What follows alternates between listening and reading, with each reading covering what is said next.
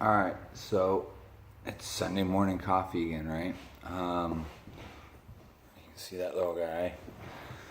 I actually performed, gosh, I think I got 100 hours in that so far.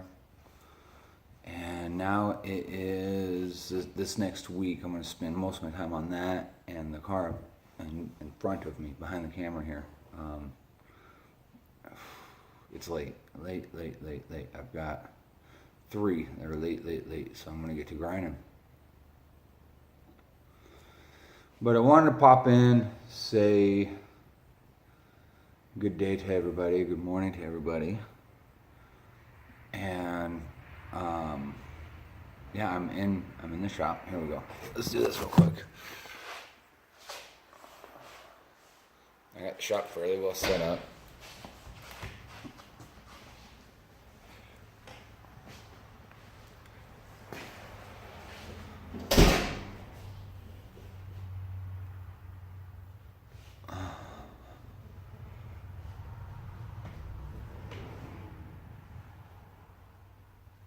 I'm not trying to move too quick or anything. Back there, I got my compressor and the auxiliary tank set up. So that's that. That's the shop. That door you see behind me with the Earnhardt banner on it. One of the Dyksters hung the banner up, and frankly, I'll leave it there. I'm not a fan, but I'm not a fan of Mr. Earnhardt. He was a hell of a racer, but that was put there by a prior occupant, and it can stay. The workbench has been in this shop, God, I don't know, 15 years probably.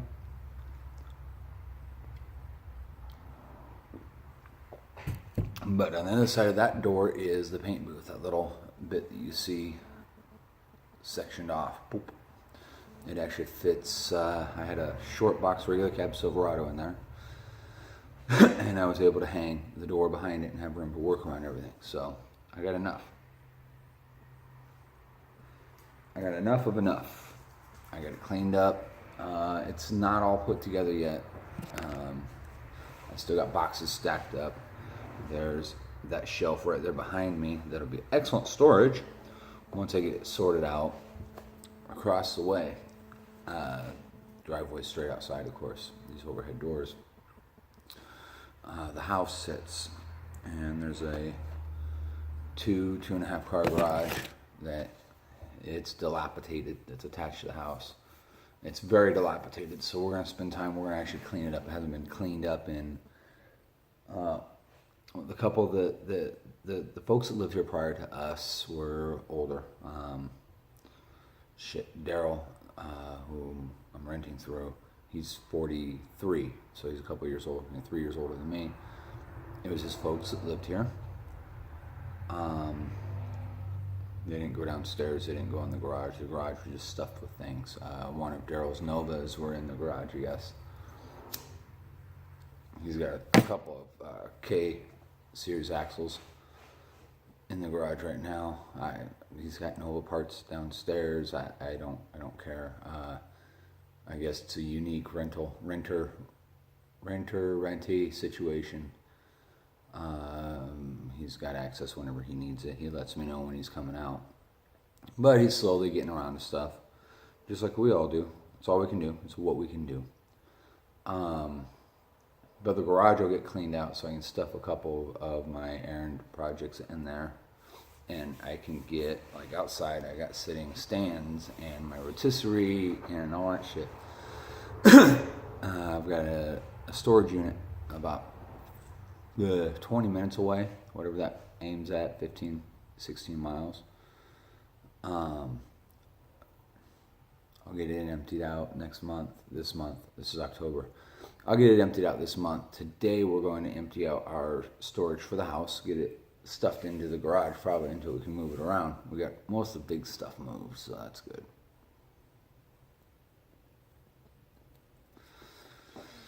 And then we'll start cleaning out the basement to utilize it for, pantry, larder area and storage, and we'll just go through. The poor little house has seen several years of neglect inside.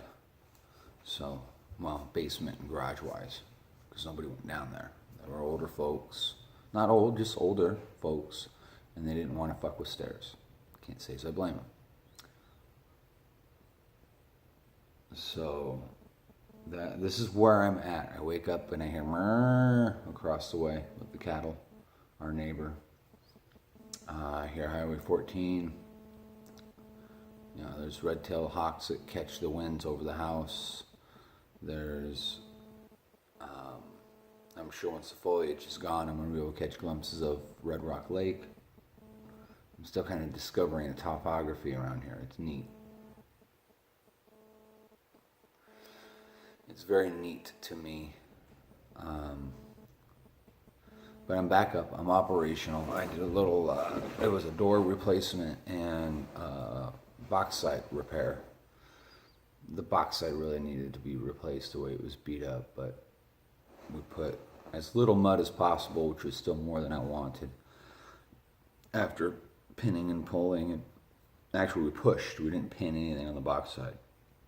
The truck was so clean, I didn't want to put pins to it if I could help it. Fiscally, it's a fucking nightmare mess right now. I begged, borrowed, sold. We got here. That was my goal, is to get here.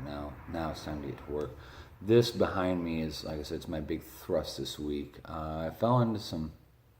Here's some situations to run by you guys. Now my head's back in the shop. My heart's back in the shop, remembering why I love this.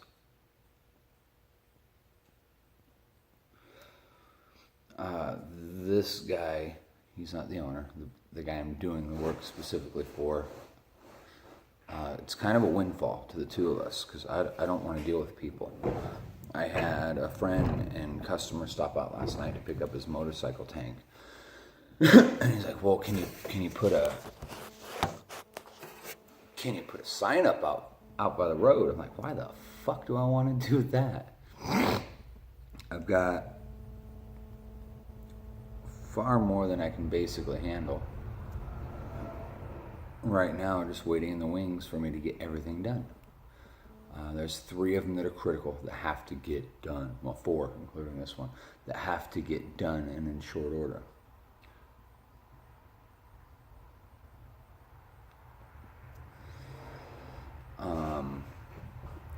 But that's that. It's that simple.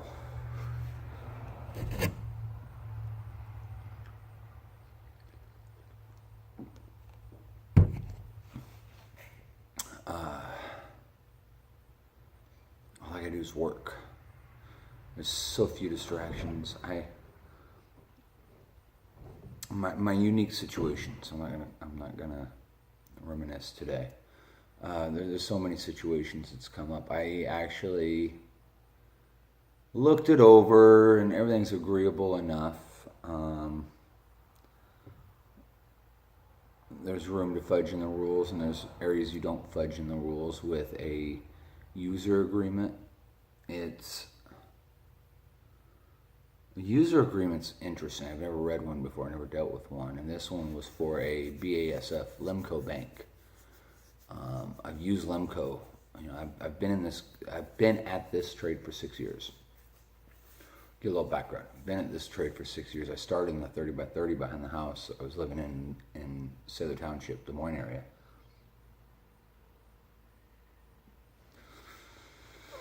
I've only got formal training in industrial welding. I learned how to set up machines and weld competently. So that was it.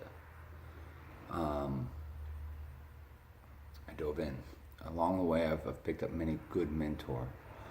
I never worked in a shop till this year, and prior to my own stuff, my own shop, till this year, and it was a good time. I really liked working for Daryl and Paul over at Des Moines Customs.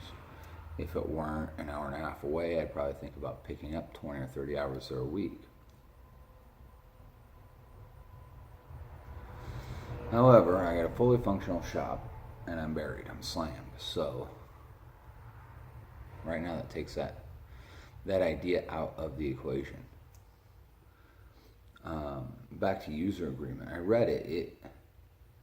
you can call it a contract, and in every basic sense it is, but it's almost like a no consequence. Most contracts, you're responsible for this, we're responsible for this. You pay us this, we give you that. We do this, you get, you have to do that type of deal. And there's stipulations in there. It looks like I'll have to be a BASF strictly shop for the most part.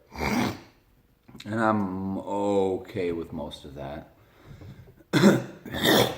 Pardon me. Most of my materials are going to come out of the store I'm getting the bank from. Because they make it out here a couple times a week. So how do you go wrong with that, right?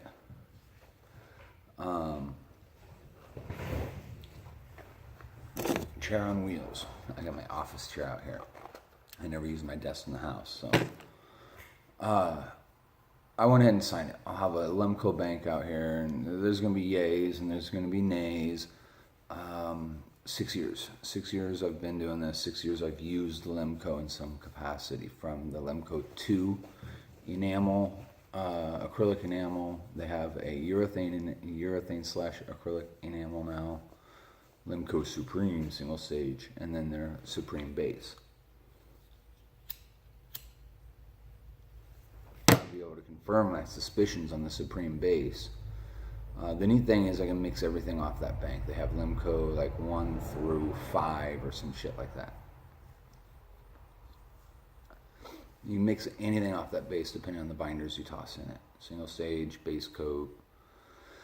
And you can get any of the neat effects up to a lot of the crystal effects and such that's strictly Diamond or better. And as long as you top it with an excellent clear coat, nobody will ever know but the guy who shot the paint. And I've had very few issues shooting Lemco. I had 8624 on the shelf for maybe a year, and I was capable of using that on this pickup truck, and it matched out as good as you're going to match a white. Whites are a bear.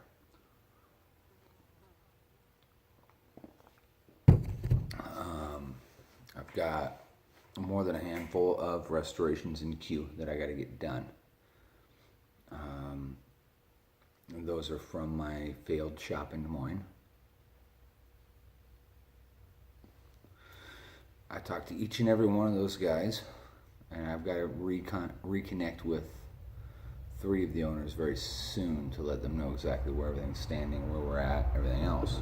Because I kind of had to, when everything finally came down, dealing with mom, dealing with the house, dealing with everything, I didn't get a chance to communicate in a professional fashion. So I need to get on the horn with a few people so I don't have folks having heart attacks when they try to drop by, because I could no longer stay where I was at.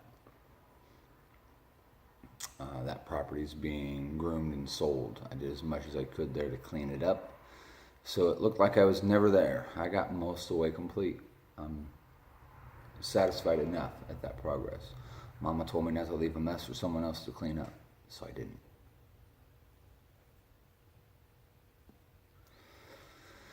That said, I'm here now. I put in over 40 hours from Tuesday to Saturday. It felt good. I'm tired. My endurance isn't where it was. My efficiency isn't where it was. But back to unique situations. Like the car behind me, this cat brokers work. And he's real fair and easy to deal with. And he gets to deal with some, headaches that I don't want to. I will, but I just don't want to. I got another cat discussing possibly brokering some crash bang, minor stuff, fenders, bumper covers, hoods, whatever. Core support here or there. Stuff that I can do efficiently and safely, nothing structural. I don't play with structure in modern cars. It's dangerous. And then comes, I've got a guy that would be equivalent to a career laborer, and another guy that's got great promise. One of 2 people that left me in the shop without damaging me or the shop. Usually it's just a fuck you, and they flake out for whatever reasons.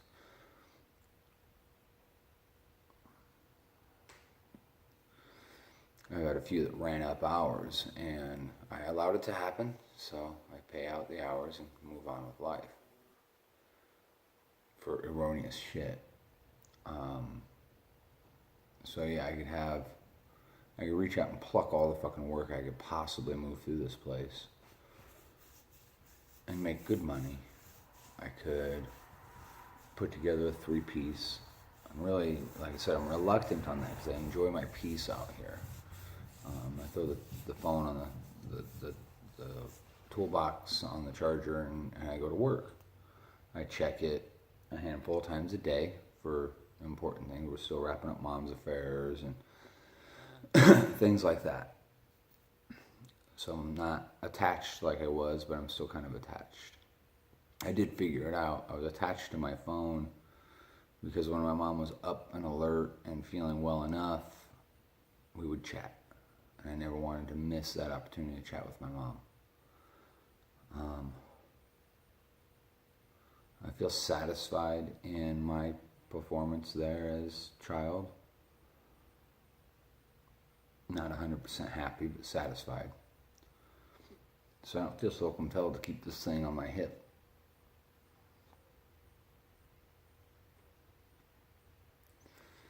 So yeah, I got a lot of pondering to do. I'm going to think about it this week while I put this car together. I got about 60 hours I'll put in this week. The owner and my boss will be here this coming weekend. So I got 1 week, and I want to get it really close to scrub down and paint ready as I can. I figure between 65 and maybe 80 hours I can have that thing. Well, 65 and 75 hours I can have this thing fitted, broken down, and ready for painting. It's going to get an acrylic enamel the owner already possesses.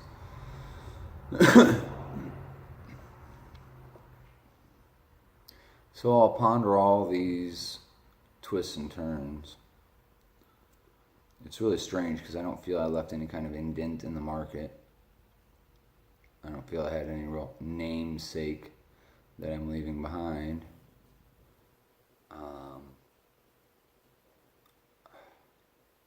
I wasn't the cheap guy. I wasn't the expensive guy. I wasn't the best, by far from the worst, that's sure. I wasn't doing bad work. But I also wasn't putting out 100-point cars and Concours d'Elegance or whatever. I was putting out good drivers.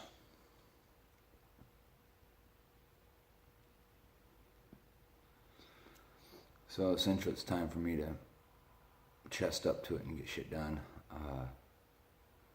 We get deposits in on automobiles, so those got to be made up, and then I can start billing those.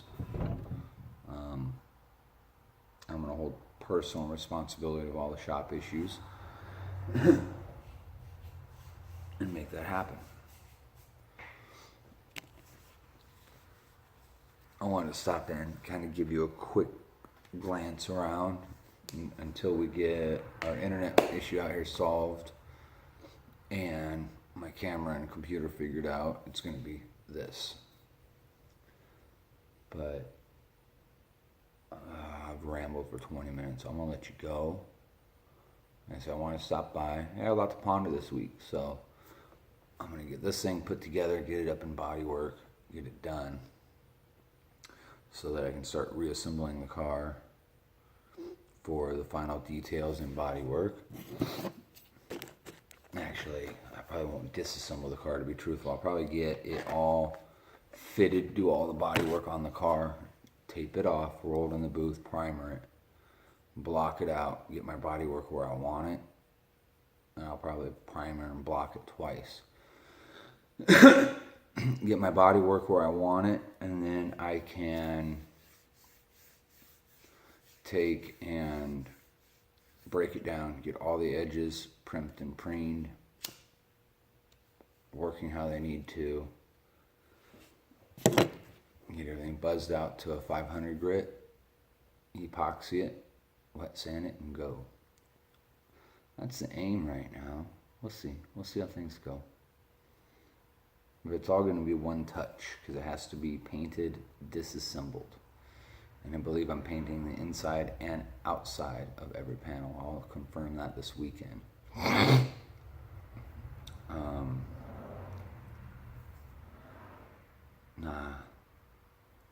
Life is good. Life is good. I'm in my happy place now. Something I wasn't sure I would achieve. I'm 40. I've got a solid 20 years left on this run, and that goes quick. But my boy will be out here with me this summer, I'm guessing. He's 13 now, it's time. But I'll let you guys go. I'll get this loaded up. I'll talk to you all later.